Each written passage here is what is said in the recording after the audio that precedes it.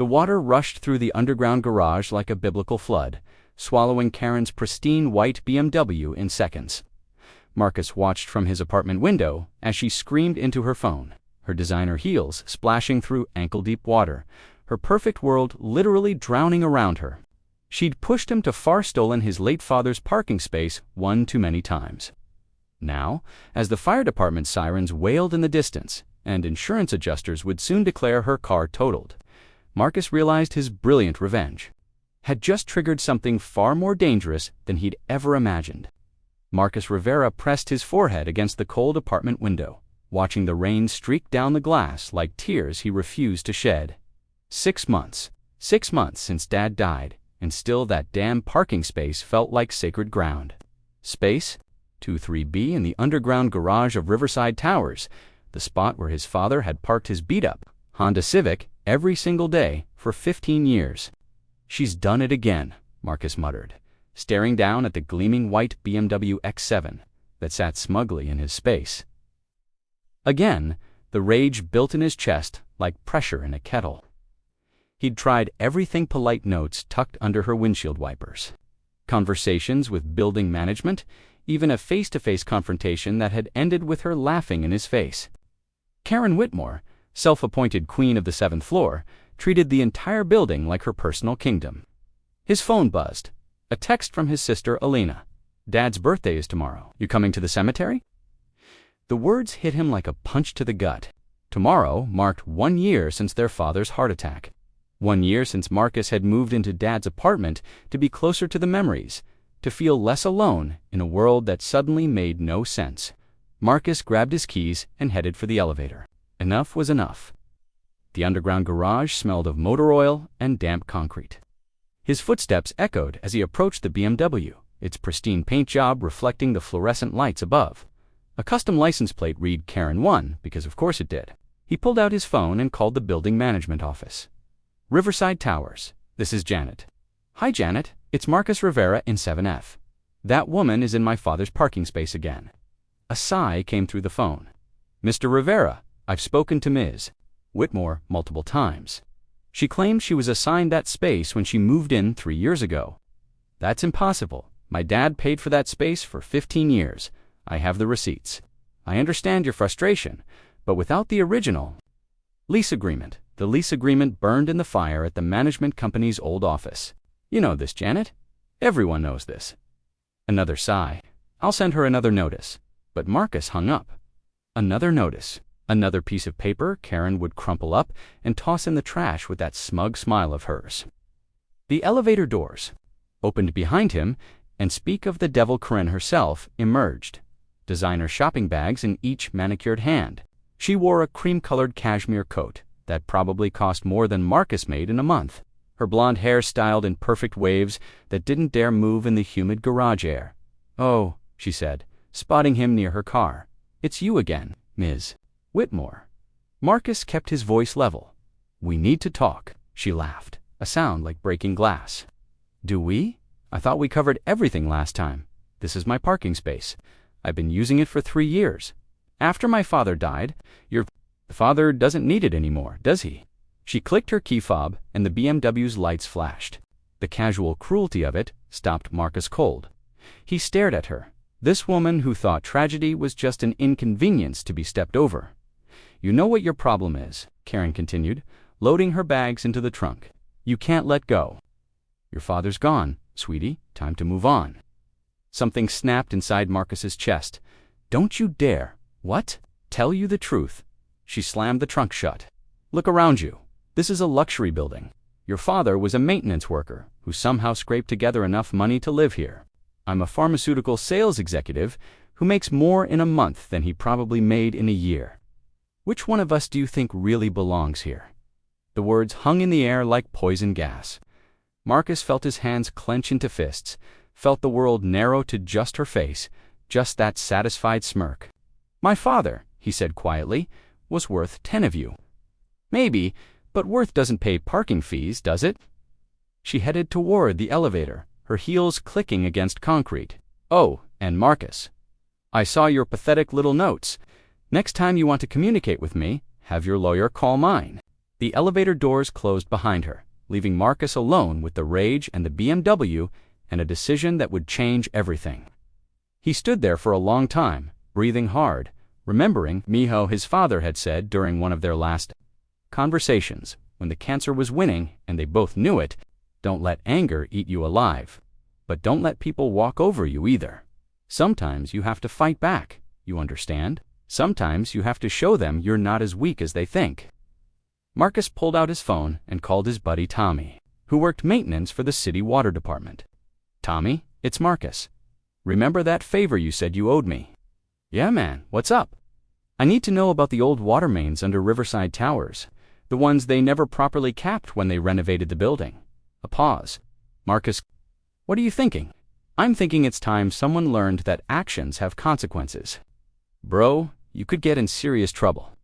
We're talking about city property, potential flooding. The space belongs to my father," Marcus said, "and tomorrow is his birthday." Another pause, longer this time. Tommy had known Marcus's dad. Had worked with him on city projects before.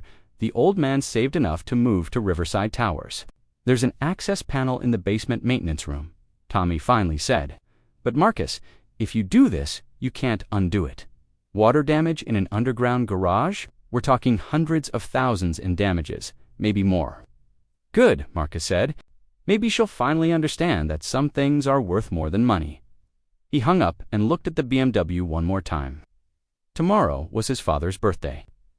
Tomorrow, Karen Whitmore would learn that not everyone was willing to be stepped on. Tomorrow, the flood would come. But as Marcus headed back to the elevator, he didn't notice the security camera tucked into the corner above the parking spaces, its red light blinking steadily. He didn't see Karen herself, watching from the stairwell door she'd quietly opened, having forgotten her phone in the car. And he certainly didn't know that Karen Whitmore hadn't become a successful pharmaceutical executive by being naive about people and their breaking points. She'd been waiting for Marcus Rivera to finally snap. Now she had everything she needed to destroy him completely. The next morning arrived, gray and drizzling, as if the sky itself mourned with Marcus. He stood at his father's grave, Alina beside him holding a bouquet of yellow rosés, Dad's favorites.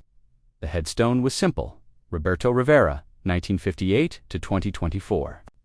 "Beloved father and friend, he'd want you to let this parking thing go," Alina said softly, placing the flowers at the base of the stone. Dad never held grudges. Marcus knelt and touched the cold granite. He also never let anyone disrespect what mattered to him. "Marcus," she called him worthless. Alina said he didn't belong in that building. His voice cracked. "I can't let that stand." Alina grabbed his arm, but Marcus was already walking away, his mind made up. By the time he reached Riverside Towers, the afternoon sun had burned through the clouds, turning the day deceptively beautiful. He entered through the service entrance. His maintenance master key still working, huh? Forgotten detail from when he'd helped his father with odd jobs around the building.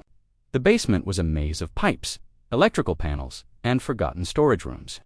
Marcus found the maintenance room Tommy had described, a cramped space filled with the building's mechanical guts. The water main access panel was exactly where Tommy said it would be, hidden behind a wall of supply shelves. His hands shook as he unscrewed the bolts. Inside, a maze of pipes and valves controlled the building's water supply. But there, just as Tommy had described, was the old main line of thick pipe that had been capped but never properly sealed. When the building's plumbing was updated, the cap was loose, held in place by nothing but time and luck. Marcus stared at it for a long moment. Once he removed that cap, there would be no going back. Water would flood the garage within minutes. Karen's car would be destroyed. The building would be chaos. His phone buzzed, a text from an unknown number. "Thinking of your father today. He was a good man who deserved better." A friend? Marcus frowned. Who could have sent this?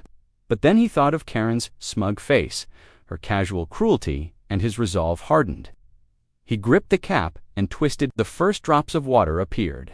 Immediately, a gentle trickle that seemed almost apologetic. Marcus scrambled backward as water exploded from the pipe, filling the maintenance room with the sound of a roaring river. The concrete floor couldn't drain fast enough. Water rushed under the door, seeking the lowest point, the parking garage. Marcus ran for the stairs, taking them 3 at a time. Behind him, he could hear the water finding its path, following gravity and physics toward its inevitable destination. He reached the garage level just as the first wave swept around the corner. It was magnificent and terrible. Water poured through the garage like a living thing, swallowing parking spaces, climbing the wheels of cars. Emergency lighting flickered on as the electrical systems detected the flood. Somewhere, an alarm began to wail, and there, in space 23B, Karen's pristine BMW sat like a white island about to be consumed by the rising tide. Marcus pulled out his phone and started recording. This was for Dad. This was justice. The water reached the BMW's bumper, then its hood, then its windows. The car's alarm joined the symphony of chaos, its lights flashing desperately beneath the surface like a drowning star. "Oh my God, oh my God." The voice came from behind him. Marcus spun around to see Karen herself, standing at the garage entrance in a silk robe and slippers, her perfect hair wild with sleep. She must have been napping when the alarm started. "My car," she splashed into the knee-deep water, her phone already at her ear. "Yes, 911. There's been a flood at Riverside Towers. My car is underwater." She noticed Marcus standing there, phone in hand, and her expression shifted from panic to something much more dangerous. "You," she whispered. "You did this, Marcus." Didn't deny it. He couldn't. The satisfaction was too pure, too perfect. "Happy birthday, Dad," he said quietly. Karen's face went white, then red, then a shade of fury Marcus had never seen on a human being. "You psychotic little man. Do you have any idea what you've done?" "I know exactly what I've done. My car is worth $80,000. Car is sitting in my father's parking space. I'll have you arrested. I'll sue you for everything you own.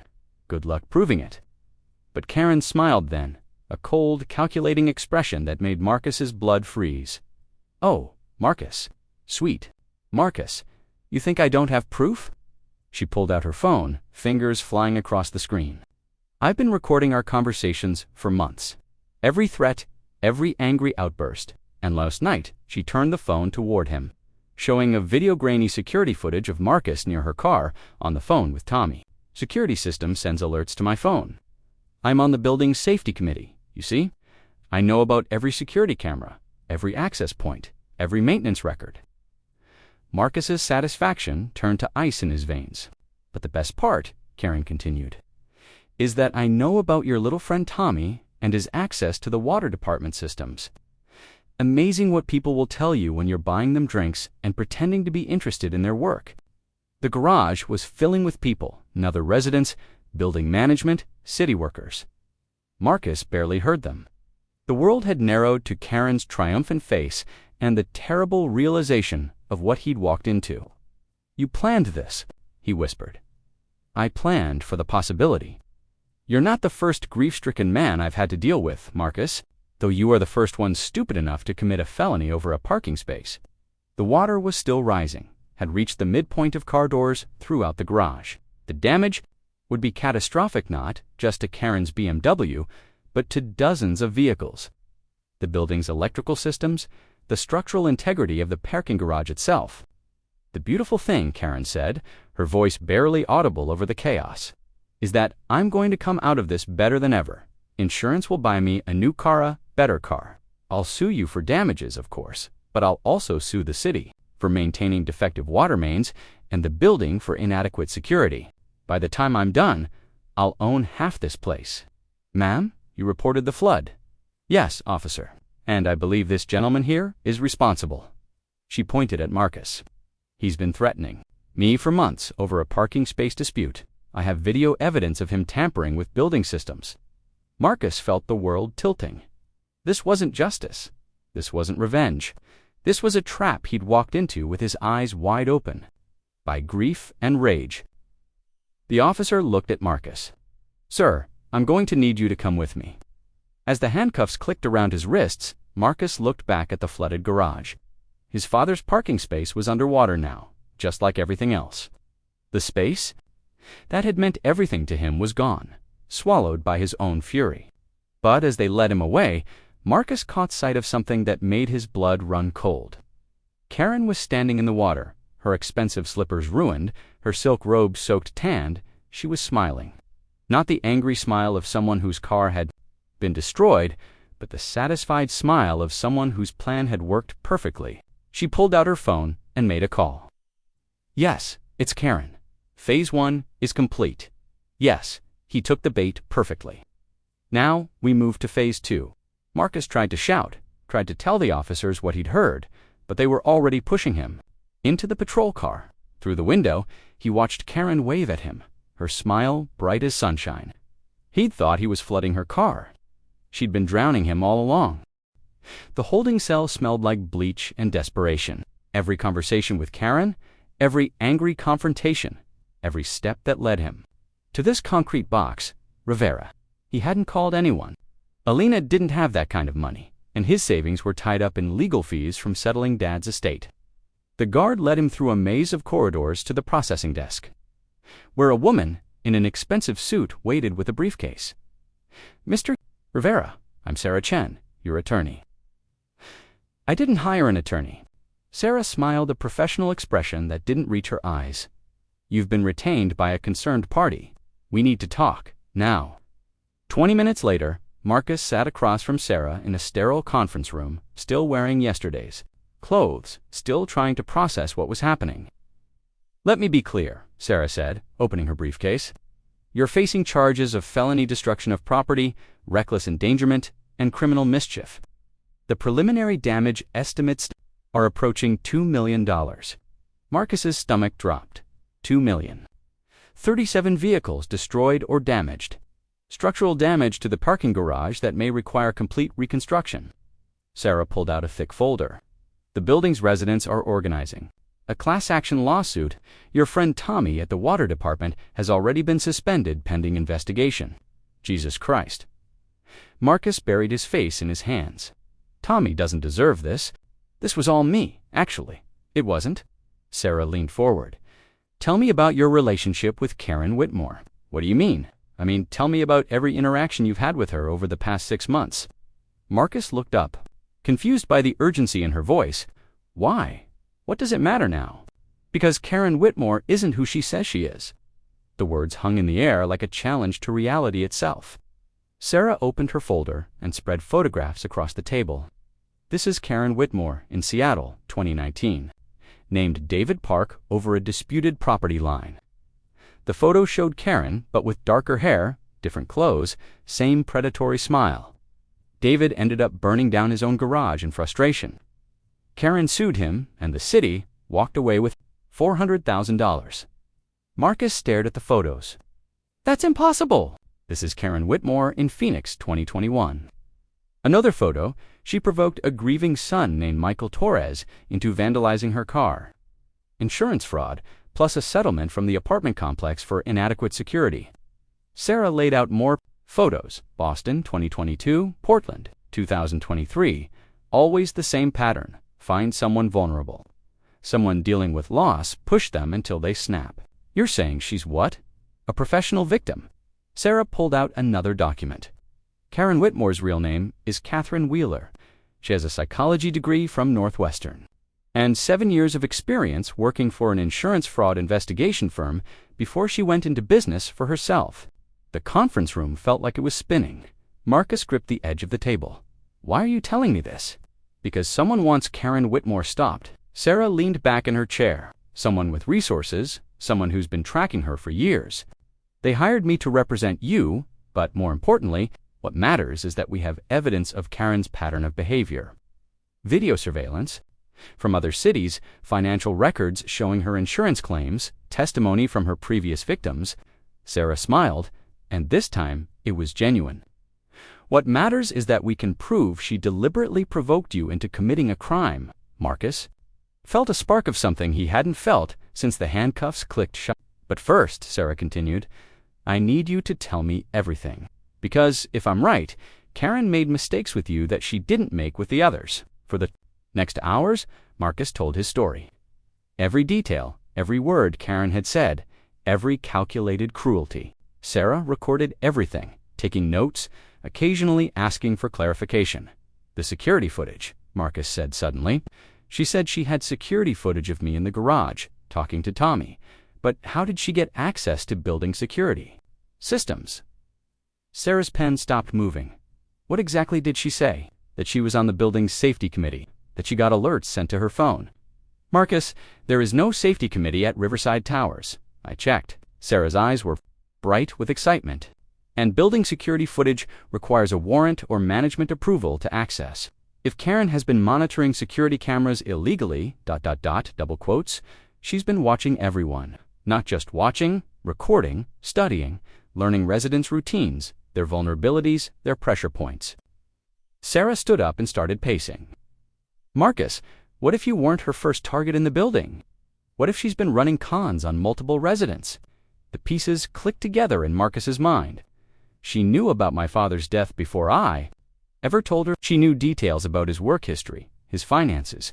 She knew exactly what to say to hurt me most, because she researched you, just like she researched David Park and Michael Torres and all the others. Sarah grabbed her phone. I need to make some calls. If Karen has been illegally accessing building systems, if she's been running multiple fraud schemes. The conference room door opened, and another woman entered, tall, silver-haired, wearing a badge. Detective Morrison, FBI, she said, showing her credentials. Mr. Rivera, we've been investigating Catherine Wheeler, a.k.a. Karen Whitmore, for interstate insurance fraud. Your case might be the break we've been waiting for. The next 6 hours passed in a blur of interviews, statements, and revelations. The FBI had been tracking Karen for 3 years, building a case, but always arriving too late, always one step behind her carefully orchestrated moves. She's good, Detective Morrison explained. Never stays in one place long enough for local authorities to build a case. Always makes sure her victims commit the actual crimes while she remains technically innocent. But this time, she got sloppy. How she's been using the same electronics, the same financial accounts, the same lawyer, across multiple states. We can prove a pattern now, and thanks to your attorney's investigation, we have something we've never had before, overt evidence of her surveillance activities. Marcus looked at Sarah. Who hired you? David Park, the widower from Seattle. Karen destroyed his life, but he never stopped trying to prove what she did to him. He's been funding investigations, tracking her movements, waiting for the right moment to strike back. He saved my life. He saved a lot of lives. Karen won't be running any more cons after this. The conference room door opened again, and Marcus's heart stopped. Karen Whitmore stood in the doorway, flanked by 2 federal agents. Her hands were cuffed behind her back, her perfect hair disheveled, her designer clothes rumpled, but her eyes were still calculating, still searching for an angle. Marcus, she said, her voice honey-sweet, despite the circumstances. I hope you understand this is all just business. Nothing personal, nothing personal. You used my father's death as a weapon against me. Grief makes people stupid. It makes them predictable.